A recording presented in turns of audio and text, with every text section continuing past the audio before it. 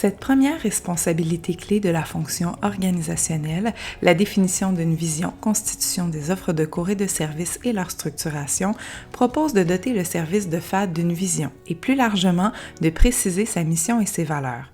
Ce triptyque mission, vision, valeur peut permettre de forger une culture où l'équipe de FAD élargie est résolument tournée vers la réussite des apprenants dans le service de FAD et ainsi d'inscrire celui-ci dans le présent en le projetant durablement dans l'avenir. De plus, cette responsabilité demande de bien connaître les besoins des apprenants, soit leurs différentes particularités ou contraintes d'horaire et de déplacement.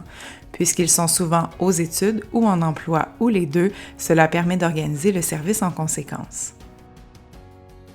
Dans un premier temps, le service de FAD gagne à bien comprendre les éléments de son organisation actuelle ainsi que le profil et les réalités des apprenants qui forment sa clientèle cible.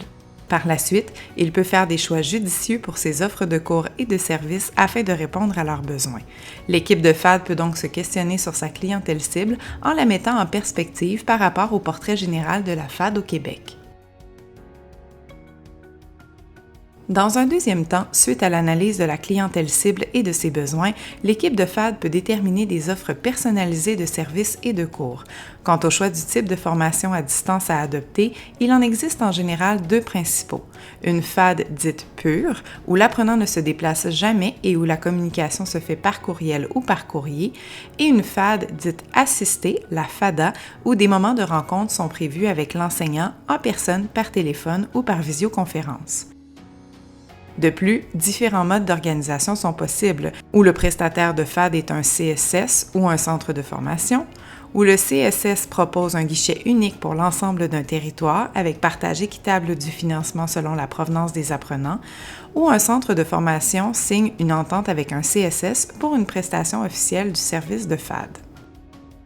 Finalement, en plus de déterminer les différents cours offerts dans son service de FAD et la manière de les dispenser, tous les cours sont possibles avec une bonne organisation et une bonne implication de l'équipe pédagogique, l'équipe de FAD peut se pencher sur la passation des examens et l'optimisation de son approche à ce niveau.